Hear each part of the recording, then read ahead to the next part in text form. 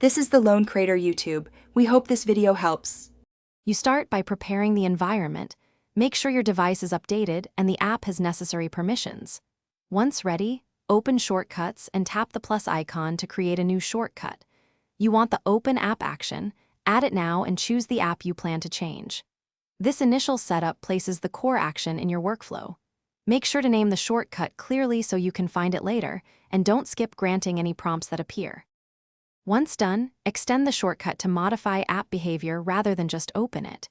You can add a URL or use scripting actions to send data. For example, use open URLs with a deep link or get contentive URL to call an API. Make sure to insert if blocks and variables for conditional flows, and add small delays if the app needs time to load. These steps let you automate precise changes, so you can to finish, run the shortcut several times and verify it performs the intended changes.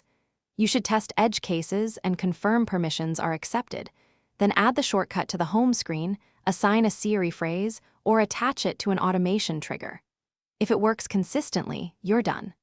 If something goes wrong, first recheck deep links and permission prompts, then confirm the action order and insert brief waits. That troubleshooting step resolves timing and permission conflicts most.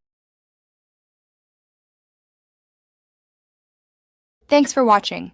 Consider subscribing if we helped you.